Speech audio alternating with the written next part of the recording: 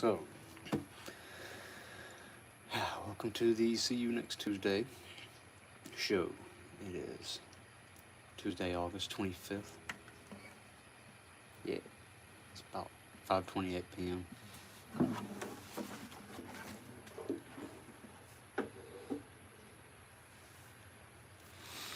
It's been a crazy week. Sip on my ginger ale.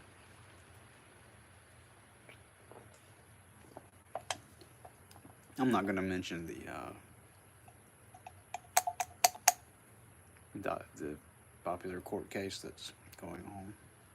It's just a sign of the times. It's okay. What I'm going to talk about doesn't really apply to that. But it seems to be a hot topic. Real hot. So I'm just not going to talk about it. What I'm going to talk about instead, wake up computer, is the Smith-Mundt Act.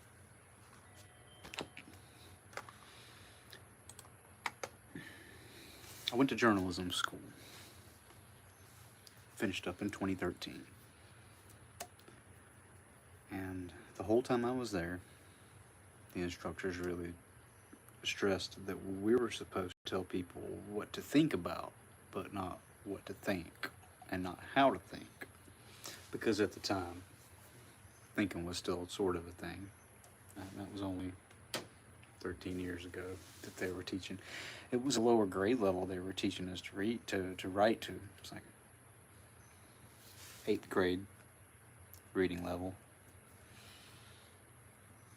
I guess that's probably decent nowadays, right?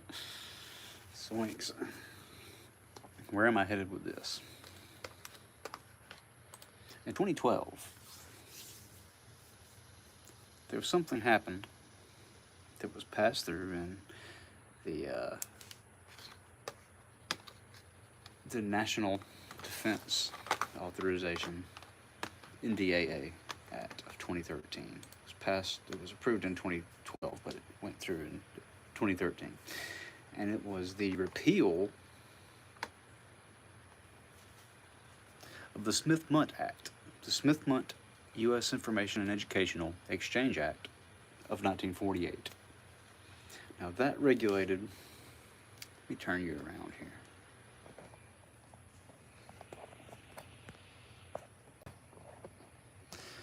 The Smith-Mundt Act. Now this is according to DuckDuck, fake AI, fake intelligent. Easy guitar. But this is the overview. The Smith-Mundt Act, officially known as the U.S. Information and Educational Exchange Act of 1948, was established to regulate how the U.S. government communicates with foreign audiences. It aimed to promote a better understanding of the United States abroad and to counteract foreign propaganda, particularly during the Cold War. The act was designed to allow the U.S. State Department to broadcast information to foreign audiences primarily through programs like Voice of America. Originally, the act included provisions that prohibited the dissemination of government-produced media within the United States. This was to prevent the government from using its resources to influence American citizens directly. Say that again. Originally, the act included provisions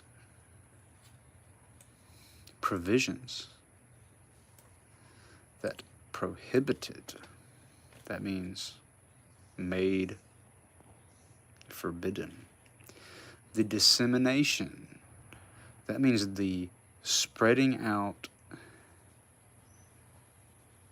and mass production and exposure to the people of government-produced media within the United States. This was to prevent the government from using its resources to influence American citizens directly. Now, the Modernization Act came along in 2013.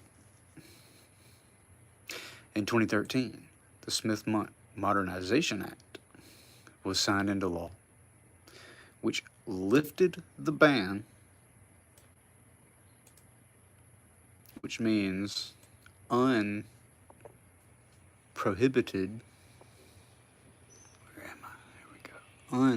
Unprohibited, lifted the ban on domestic dissemination of U.S. government-produced media. Lifted the ban on domestic dissemination of U.S. government-produced media.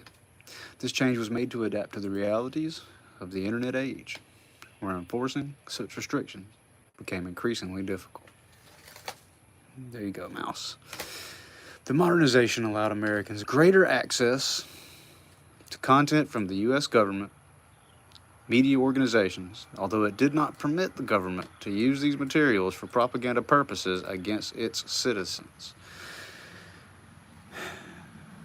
So, it allowed Americans greater access to the content, but it did not permit the government to use these materials for propaganda purposes against its citizens. So if it gave greater access to this government-created content, it gave greater access, but the government itself couldn't do it. So what does that mean, ladies and gentlemen?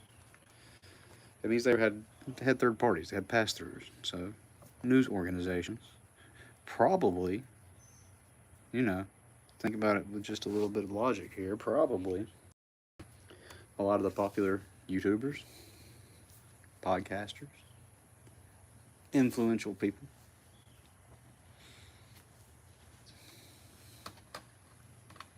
Smith Month.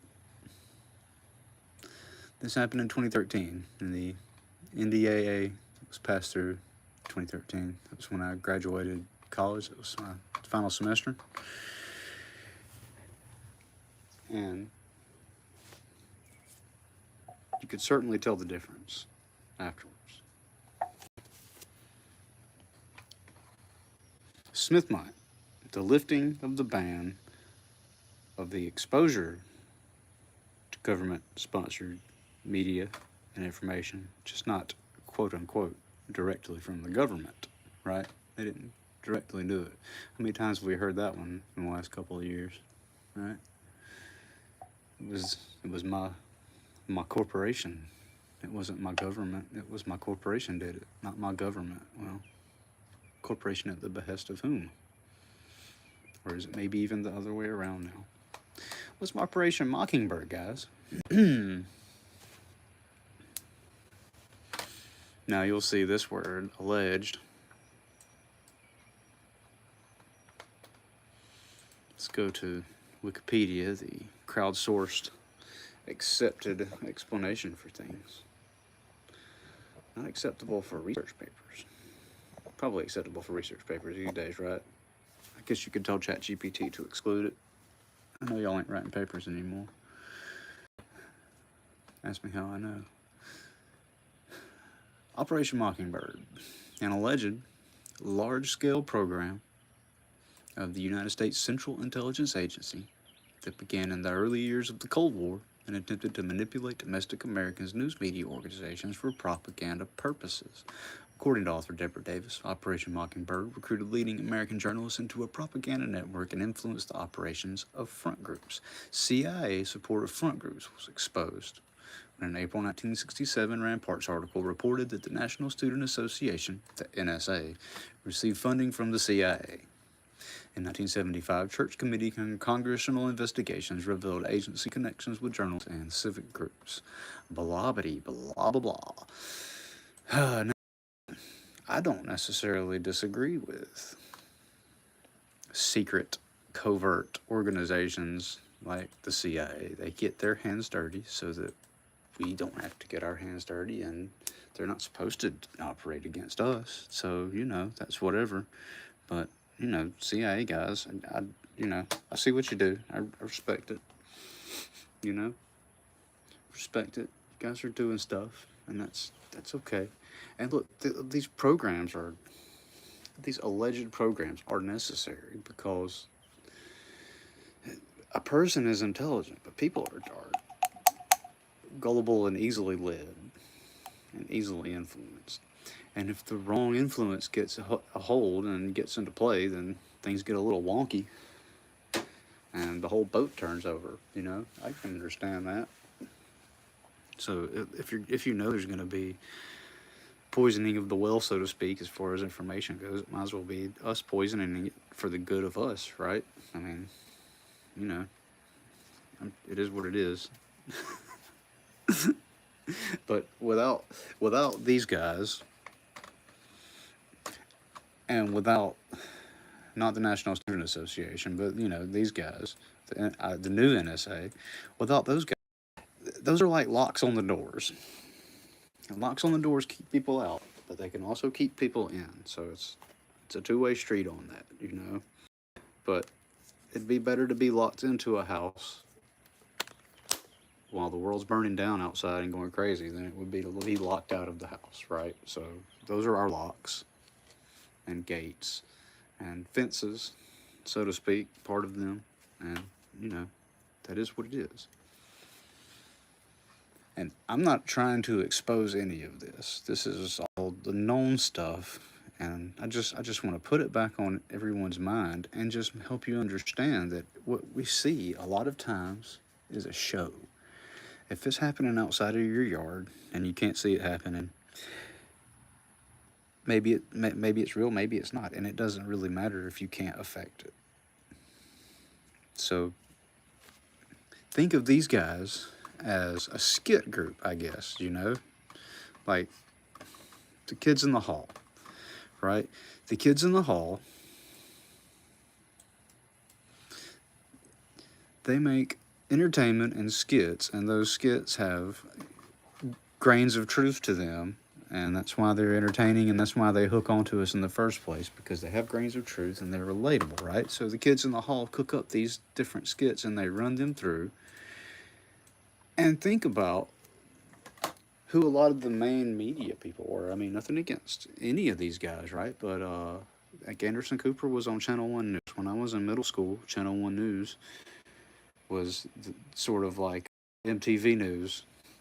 In fact, maybe that's where they got MTV News from. But Channel 1 News had Anderson Cooper, and it had Tuck. It had Tucker Carlson in his bow tie days. It had Serena Altschul and, oh man, what was that Asian chick's name? Oh man, something. Not Lucy Liu, because that's the actress. Either way, whatever their name is, these people, at least in the case of like Anderson Cooper, he's what, a Vanderbilt, right? He's a Vanderbilt, so one of the old school barons descendants, you know. And Tucker, he's well connected as well through marriages and or through stepmom, I guess, right? And other people as well. You don't just get connected by one person. It's your network that you build, and that's not even my point. These folks are influential, but they're not making up the stories that they're telling. They're just reporting the stories that they get from their people that are the skit troupe writers, right? Because you got your writers in the room that write, and then you got your talent that goes out and presents what they write. Well, I think that's mostly no different. The CIA, FBI, all those guys are just cooking up interesting skits. And this was for the Cold War. It was passed in 1948. So that we could use information as a bullet against them, and they could use information as a bullet against us. But never, we promise, I swear, will we use it against our own people, right? Crisscross applesauce.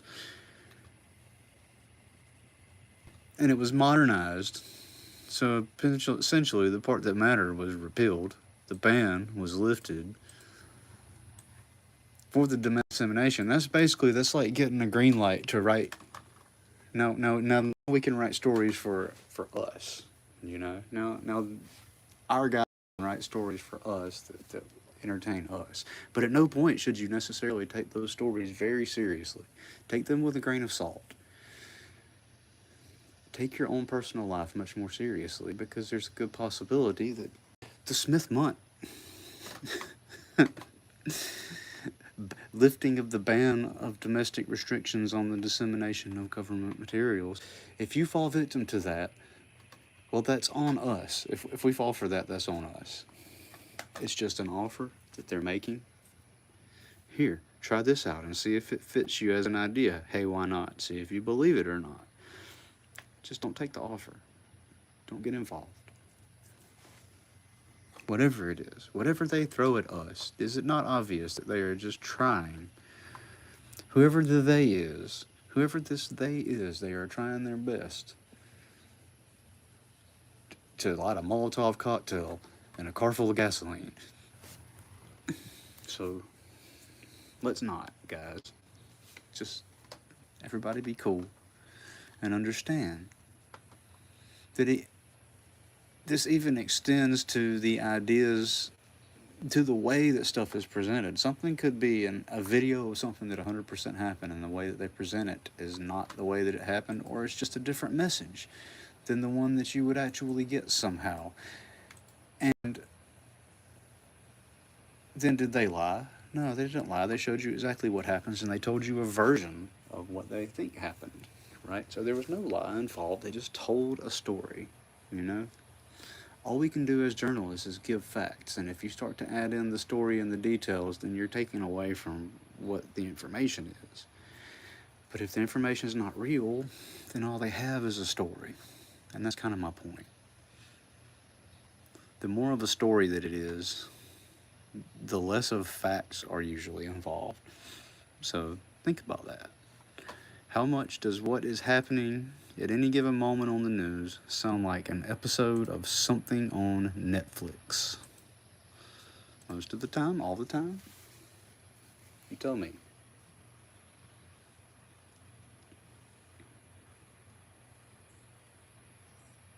And again, this is this is not an indictment on any organizations or groups or anything like that. In fact, I respect the word, because I keep to myself, and I stay at the house, and I do my little exercising, and I look after my family as much as possible, take them to doctor's appointments, and clean the house, and do all of that. And so the stories of the outside world thankfully affect me very little at the present time, and I would encourage all of you to adopt that same attitude and get very busy putting the pieces of your life together before the pieces are set into concrete, if that makes sense. I think we're in a shuffle right now. And we've got some opportunities to move some things around before it gets hardened. And I think there's people with bigger plans that might be trying to make that happen as well, you know? Why wouldn't they? I think if we focus that in on ourselves, then we might be able to do a reset of our own, so that any kind of potential outside reset, it might not matter as much, you know? Because how much does a reset really matter if it turns out that everything has been complete and utter hoozle fudge since at least here, if not much longer, right? So, you know, everybody be cool, and that's really about all I got for you. So, you know, take it for what it is, and I guess, you know, I guess if there's not any questions, then I'll see you next Tuesday, right?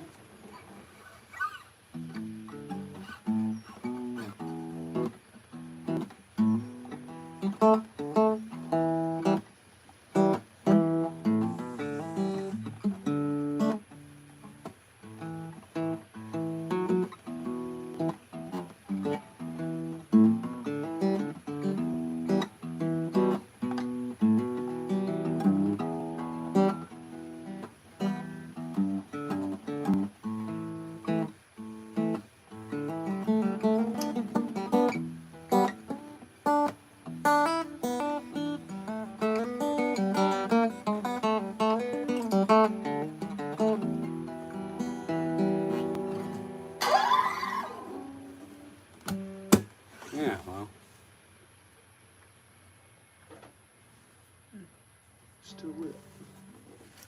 Still here. So check this out. I've been doing this fitness thing for like the last 2-3 months, since the beginning of June. And it's starting to work. And I just wanted to say, for anybody that's on the fence about busting their ass to try to get in better shape, do it. Start slow. Do a dry run for a week, you know? Take it extra easy and just go through the motions and set some timers and do little stuff. And then just build from there and see what happens. You know what I mean? Just see what happens. Just see what happens. I've probably got another month until, I don't know, I'm sweaty. Another month until I actually don't have bitch tits and soggy love handles. I'm getting there, man. I can do some push-ups and all that. You just got to start. And it's really cool once you do, and you can feel it much stronger. You feel much stronger immediately. So yeah, stop sitting around and not being active, because I'm about to be 45 and I've done it. So you can do it too. Come do it with me. Let's do it together. I do some videos, so subscribe and check them out and whatever, you know. Yeah. So happy Tuesday. See you next Tuesday.